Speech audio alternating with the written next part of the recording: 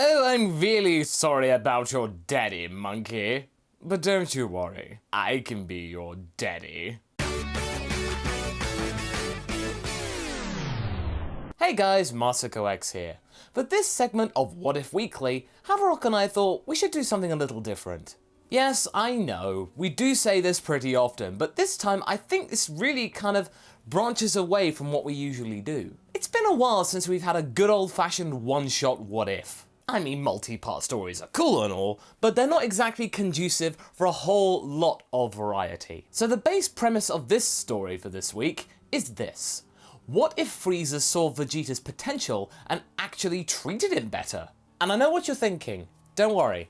This whole about-face in mood towards Saiyans and Vegeta in particular isn't down to some kind of change of respect or parental feelings for the prince. Oh no. You see, after the destruction of planet Vegeta, instead of Frieza treating the remainder of the Saiyan forces with contempt and disdain and just making them do grunt work, he decided instead to see the potential in them. As a result, he keeps the remaining Saiyans much closer to him. What? Why is that, Masako? Doesn't that go against his character? Well, in a way, but I think in this situation, he might be thinking differently. At the same time though, if he treated those Saiyans with respect, they might be really loyal to him, and he could expect them to do everything for him, saving him so much money and labor costs. He wouldn't need a whole battalion of Frieza forces. He could just have just a few, and they could do just as much work as thousands of grunts. Just get 3 Ubermensch Saiyans to do it, and he wouldn't have to worry about them rising up and getting stronger than him, because he's far stronger than any other being in the universe right now, so he's good. And I think what would actually contribute to this notion is that Frieza would be much more aware of the contempt that Vegeta had towards his father, the king. All of his cowardice and disrespect and just generally negative feelings and the way he treated his son, these are good grounds for some good old-fashioned manipulation. Vegeta was clearly disappointed at his father's weakness, and he experienced this firsthand. So instead, in this scenario, instead of doing nothing with that nugget of information, Frieza chooses to do what he does best: exploit the heck out of it. He would sit down with Vegeta and convince him that if he were to remain loyal to the Frieza forces and do his duty as a good little monkey, then he might actually end up being stronger than his father and much more respectful and brave and just everything that his father wasn't.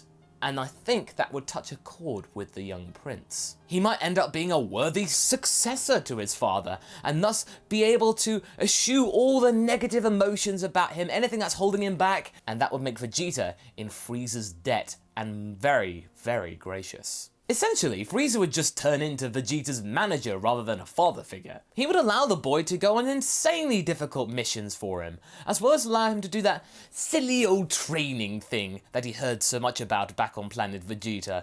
He didn't quite get it himself, because remember, Frieza, up until roundabout Resurrection F, had not trained a day in his life. He was just born strong. So, whatever this whole training thing is, okay, you do you.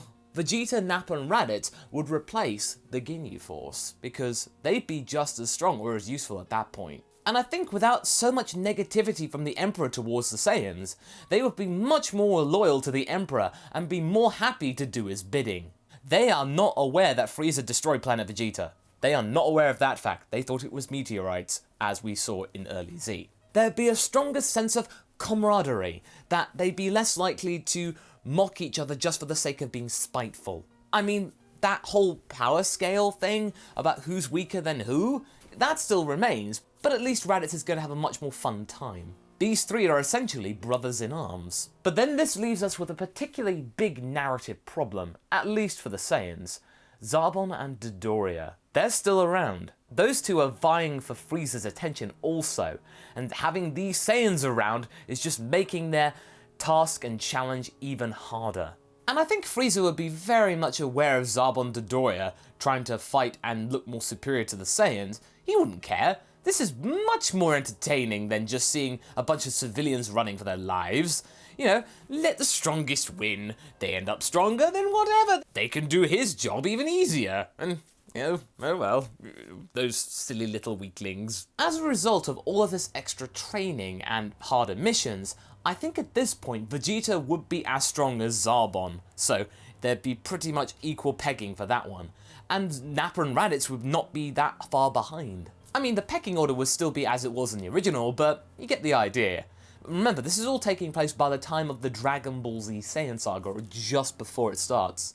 Yeah, if Vegeta's stronger than Zarbon, then oh boy.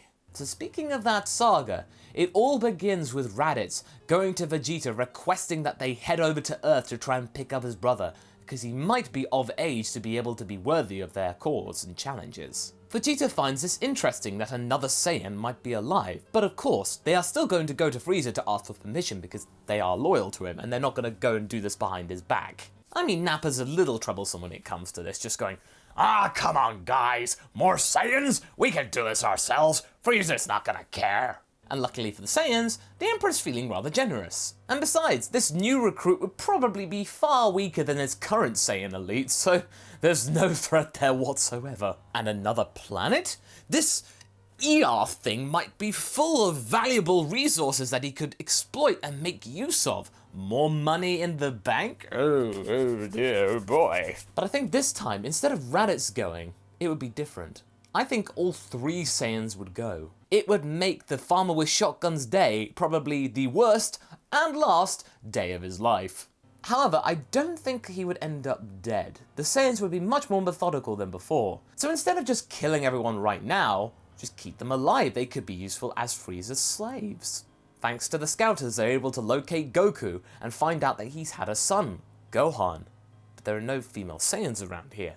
How is this possible? Wait, a Saiyan hybrid? Is this real? They seem to be healthy. The chance to rebuild the Saiyan race is possible now, and they might be useful to Lord Frieza. So there's more of them. They could be a huge force. They could be at Frieza's side. There's so many opportunities here. So instead of killing everybody there, they just kidnap Goku and Gohan. I mean, don't worry, they're still going to fight the Z Fighters because they want to try and keep Goku and Gohan safe. I think you can imagine they're going to be pretty beat up, but not dead. Everything seems pretty standard at this point, except for the fact of Piccolo. What is a Namekian doing on Earth? Once they return to where their ships are, they try to brainwash Goku and Gohan in order to convince them to join the Frieza forces, as well as getting as much information on Earth as possible in the process. Luckily, Bulma and Krillin are able to gather the Dragon Balls relatively quickly and use them to summon Goku and Gohan back to their location. The Saiyans are pretty shocked. What? What just happened?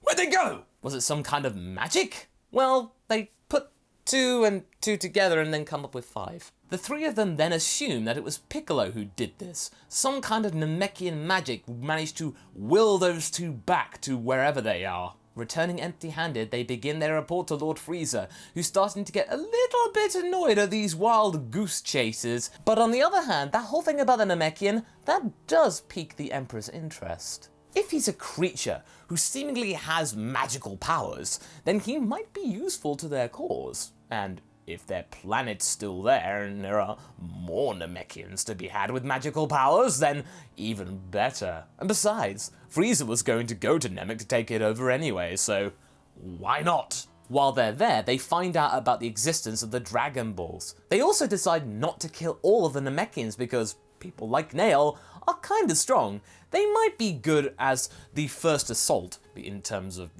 fodder. The three Saiyans then promise the Namekians that if they give them what they want, the magic or those Dragon Balls things, then they will spare their lives. All of this heard of the Scouters is pleasing Frieza greatly. New information, new minions, and wish-granting orbs? Oh, this is a good day!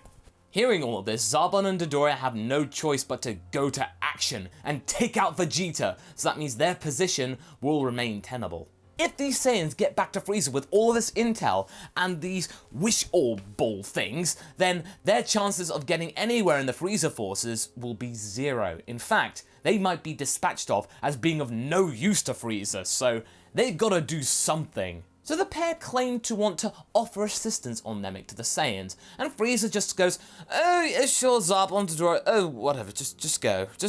Sure enough, Zarbon and Dodoria assault and actually confront the Saiyan forces, and Unfortunately, they've greatly underestimated the powers that these three have. The Saiyan Elite Squad dispatch of Dodoria with minimal effort. Zarbon in his transformed state, however, proves to be somewhat more of a challenge, but it's not enough for Vegeta at his most barbaric and powerful, so he's gone too. So much for all of that then. But Zarbon's not done yet with messing with Vegeta's mind.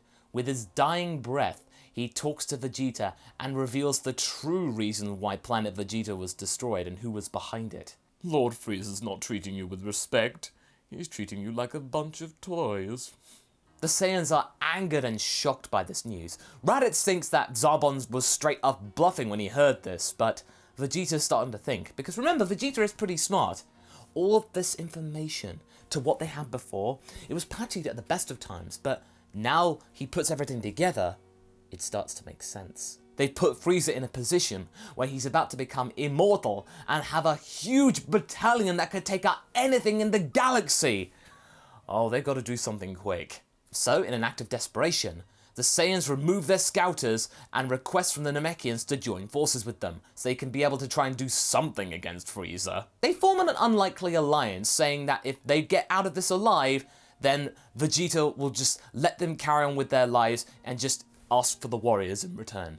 And because of this, the Saiyans get their full potential unlocked by Lord Guru, because they need as much help as they can get. Frieza then arrives on Namek with Nappa and Raditz trying to stall for time while Vegeta gathers all the remaining Dragon Balls. Sadly though, Frieza sees through this ruse before Vegeta can get all the orbs and a fight breaks out. But the Emperor's rather impressed about how strong these monkeys have gotten. He goes through all of his transformations, mortally wounding Nail and killing Nappa and Raditz in the process.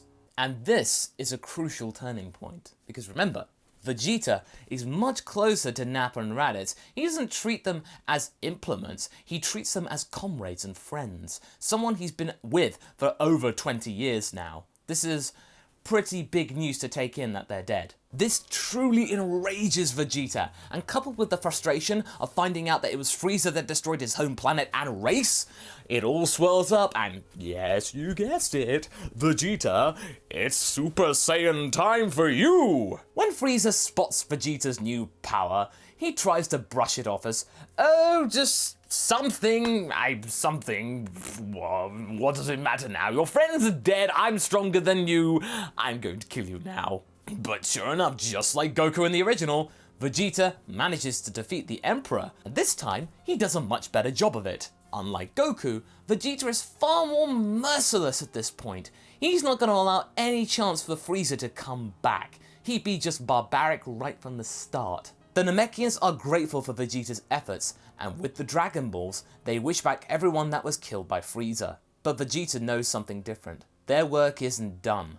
They have a chance to take Frieza's empire. He manages to convince the strongest Namekians as well as the remainder of the Frieza forces on planet Namek to join his side and form a new army. The Namekians aren't happy about getting into all of this conflict, they'd rather have a peaceful life, but judging from the fact that Vegeta's gotten this powerful, it'd be best to be on his side. And it's also good for Vegeta because he knows that in order to defeat Frieza's empire entirely, he's gonna need a lot more allies. He remembers the display of power that he saw on Earth, and tries to go and convince Goku and the Z Fighters to join his cause. He provides a very simple offer.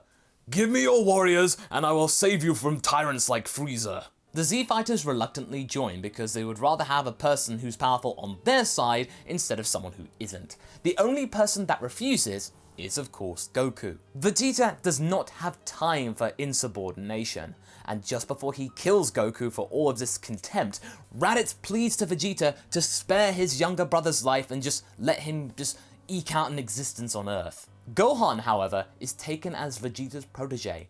Chi-Chi is of course resistant to this, but Vegeta promises to make him a fine example of a man and a Saiyan. And besides, it's best that her baby boy remains alive and strong rather than dead and not. And Gohan is completely unaware of the irony of this situation. Vegeta being taken in by Frieza, Gohan being taken in by Vegeta. This newly formed Vegeta force then ambushed King Cole's headquarters, as well as destroy the remainder of any kind of strong forces or the embryonic Ginyu force, mainly thanks to the powers of Vegeta's Super Saiyan form, and Vegeta sure enough ends up as the Emperor of Universe 7. He's a pretty easygoing emperor. He doesn't want to conquer planets and whatnot. All he wants from every single empire and race is their warriors. That's it. All conflict would essentially be gone. There'd be no strong people to fight on these planets. They'd all be with Vegeta. So actually, it'd be relatively peaceful. For now though, this is the end of the story. But if you liked it, there are chances for this to continue, because a certain former emperor's brother is waiting in the wings to try and avenge his family. So stay tuned for that one. So, what do you guys think? Leave a comment below and let's get this discussion going. But anyway, I hope you enjoyed this video. Until the next one, be sure to like and subscribe. Catch you later!